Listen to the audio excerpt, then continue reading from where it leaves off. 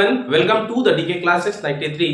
प्यारे बच्चों, हम इंजीनियरिंग मैकेनिक्स में परिणामी बल याद करने के क्वेश्चन सॉल्व कर रहे हैं और आज की क्लास में एक बहुत ही धांसू क्वेश्चन है और इसी के साथ यह हो सकता है एक क्वेश्चन और करवाएं और उस क्वेश्चन के साथ ये वाला टॉपिक पूरी तरीके से समाप्त हो जाएगा। इसको पढ़ने के बाद आपको कहीं भी किसी भी क्वेश्चन में कोई भी प्रॉब्लम नहीं आएगी रिजल्टेंट फोर्स का। जिसको एक बार में समझ में नहीं आता वो एक बार और सॉल्व करें, बार बार सॉल्व करिए बच्चों, ठीक है। क्योंकि हमने पूरे सिलेक्टेड क्वेश्चन करवाए हैं आप लोगों को और ये सारे क्वेश्चन जो है कभी ना कभी कॉम्पिटिटिव एग्जाम के साथ साथ आपके सेमेस्टर एग्जाम में भी आए हुए हैं।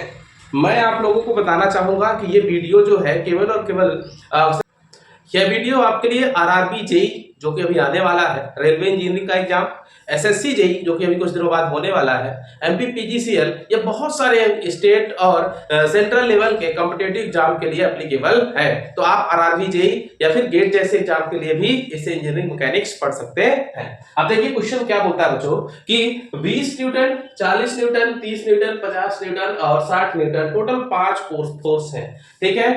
एक रेगुलर हेक्सागन के किसी कोणीय बिंदु से दूसरे 5 बिंदुओं पर क्रमवार बल लगाते हैं, उनके परिणामी बल की दिशा तथा परिमाण ज्ञात कीजिए। समझिएगा क्वेश्चन कि एक हेक्सागन है, इंग्लिश वाले बच्चे भी समझेंगे कि एक हेक्सागन है और हेक्सागन में कितने फोर्स लग रहे हैं, 1 2 3 4 और 5।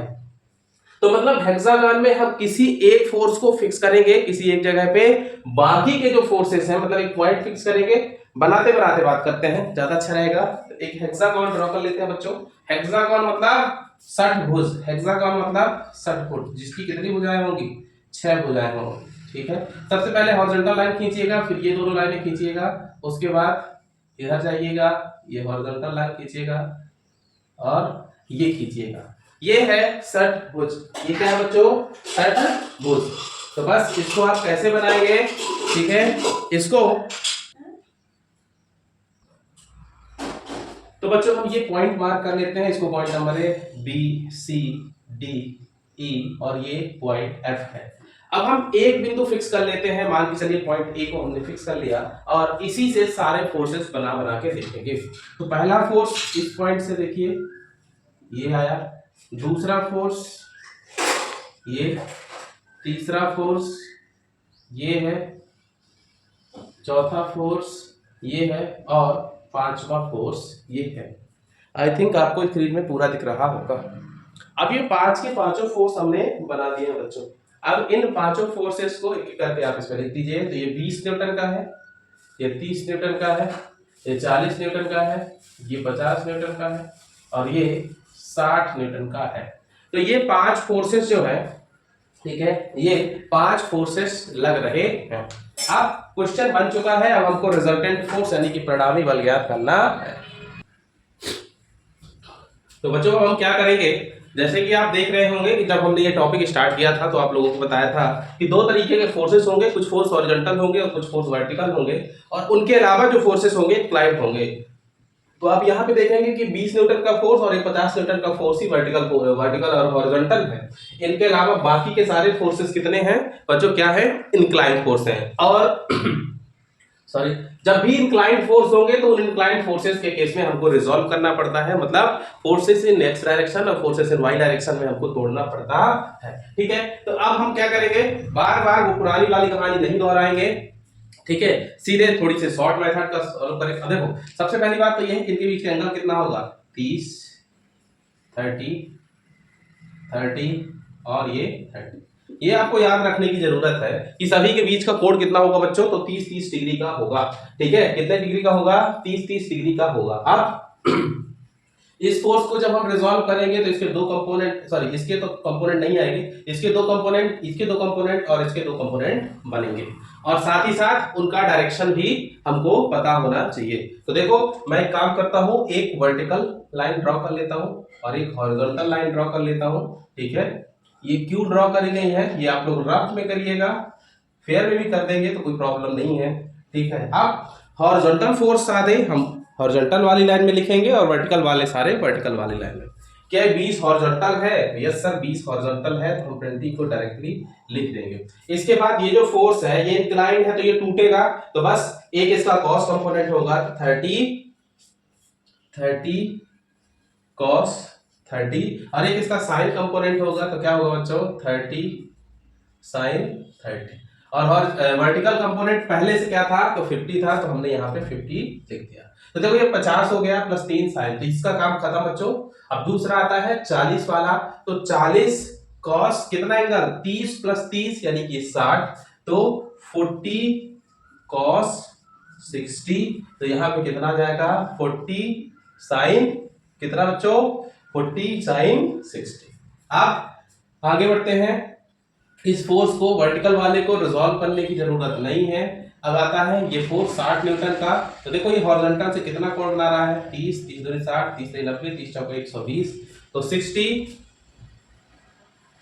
cos 120 और यहाँ पे क्या होगा 60 sin 120। तो एक 60 cos 120 है और दूसरा 60 sin 120 है। वर्टिकल हॉरिजॉन्टल फोर्सेस को जो है आपको छेड़ने की जरूरत नहीं है, वो जैसे लिखे हुए हैं वैसे ही उनको यूज करना है। ठीक है, तो प्यारे बच्चों अब अपन इसको सॉल्व करते हैं और आंसर लेके आते हैं। ठीक है, सबसे पहला हमारा काम क्या था, इसको रफ कर देते हैं। सबसे पहला काम फोर्स को देखना, कौन से फोर्स हॉरिजॉन्टल है और कौन से फोर्स वर्टिकल है। तो हॉरिजॉन्टल और वर्टिकल फोर्स तो हम पहले ही जान चुके हैं। उसके बाद दूसरा काम क्या था, फोर्सेस को तोड़ने का। दूसरा काम क्या था, फोर्सेस को तोड़ने यानी कि रिजॉल्व करने का। तो तीसरा काम क्या है, फोर्सेस को हॉरिजॉन्टल और वर्टिकल में जोड़ना। Summation of all forces in horizontal direction. तो हॉरिजॉन्टल के कौन कौन से फोर्स हैं, तो हॉरिजॉन्टल के 20 plus 30 cos 30 plus 40 cos 60 plus 60 cos 120। तो यहां से सारे हॉरिजॉन्टल फोर्स निकल के आ जाएंगे। इसी के साथ साथ summation of all forces in vertical direction. तो यहाँ पे फोर्स वर्टिकल डायरेक्शन वाले लिखेंगे तो वर्टिकल के फोर्स ये है, तो क्या ये 50 plus 30 sine 30 plus 40 sine 60 plus 60 sine 120। ठीक है, और जब आप इसे सॉल्व करेंगे तो summation of all forces in vertical direction निकल के आ जाएगा। मतलब अभी तक हमने 3 काम कर लिए हैं। पहला काम समस्त फोर्सेस को आइडेंटिफाई करना कि फोर्स है कौन से, हॉरिजॉन्टल वर्टिकल और इंक्लाइंड। दूसरा काम क्या करना है, फोर्सेस को रिजॉल्व करना, तो हमने फोर्सेस को रिजॉल्व भी कर लिया है। थर्ड काम क्या है बच्चों, तो थर्ड काम है फोर्सेस को रिजॉल्व करने के बाद summation of all forces in vertical direction और summation of all forces in horizontal direction निकालना। ठीक है, जब आप इसको सॉल्व करेंगे तो प्यारे बच्चों summation of all forces in horizontal direction का रिजल्ट आएगा 36 न्यूटन और इसका रिजल्ट आएगा 151.6 न्यूटन। ठीक है, जिन बच्चों से ये सॉल्व करते नहीं बनता है तो ध्यान रखिए, आप लोग कैल्सी खरीदिए और बार बार प्रैक्टिस करिए।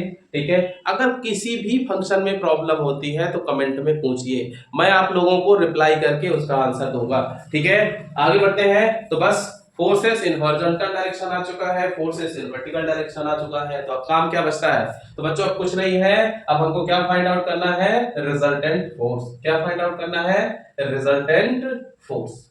तो बस फिर क्या है, summation of all forces resultant force यानी कि क्या, परिणामी बल।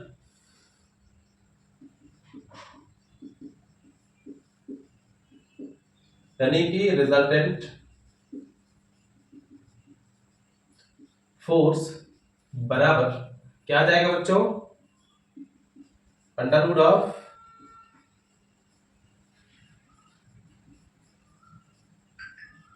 का स्क्वायर। तो हाँ, समस्त फोर्सेस यानी कि 36 का स्क्वायर प्लस वर्टिकल यानी कि 151.6 का स्क्वायर।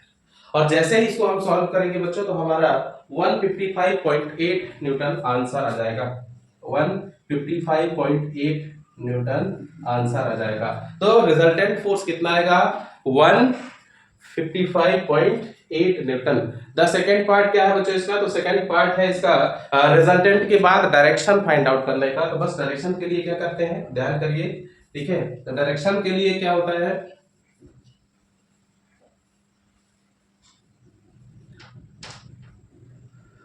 तो डायरेक्शन के लिए हम जानते हैं कि tan alpha equal to summation of all forces in vertical direction upon summation of all forces in horizontal direction. So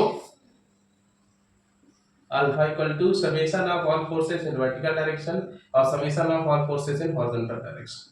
so vertical का फोर्स कितना है प्यारे बच्चों, तो वर्टिकल का फोर्स है 151.6 अपॉन कितना है 36 is equal to tan alpha. So alpha equal to tan inverse, ठीक है, tan inverse 4.211 4.211। So alpha equal to कितना निकल के आ जाएगा, तो अल्फा बच्चों निकल के आएगा 76.6 डिग्री। अल्फा कितना निकल के आ जाएगा, ठीक है 76.6 डिग्री। समझिए ये जो कोण निकलता है ये हमेशा हम इस तरीके से फाइंड आउट करते हैं, ठीक है। ये है अल्फा, तो ये वर्टिकल का फोर्स है, summation of all forces in vertical और summation of all forces in horizontal. तो यहाँ पे आप एक लाइन भी लिखेंगे कि माना परिणामी बल क्षैतिज से अल्फा कोण बनाता है, माना परिणामी बल क्षैतिज से अल्फा कोण बनाता है। और यदि परिणामी बल क्षैतिज से अल्फा कोण बनाता है तो मतलब summation of all by tan theta equal to लंब बटे आधार, तो summation of all forces in vertical direction बटे हॉरिजॉन्टल डायरेक्शन। अब आप इसको कैंसिल से सॉल्व कर दीजिए, आंसर आ जाएगा। तो आई होप आपको ये क्वेश्चन समझ में आया होगा बच्चों। आगे बढ़ते हैं और अगले क्वेश्चन को सॉल्व करते हैं। तो बच्चों आज की क्लास हम यही समाप्त करते हैं, किसी कारण से आगे का क्वेश्चन नहीं करा पाएंगे। और ये नेक्स्ट क्वेश्चन जो है आपकी कंप्यूटर स्क्रीन पे है और आप इसका सॉल्व करिए। सॉल्व करने के बाद इसका सॉल्यूशन जो भी होगा, जो भी आंसर आएगा कमेंट में जरूर करिए। बाकी कल की क्लास में हम इसको कार्य करवाएंगे और बाकी का जो ये टॉपिक है उसको भी फिनिश करेंगे। धन्यवाद बच्चों, लाइक करिए, सब्सक्राइब करिए, शेयर करिए। नमस्कार।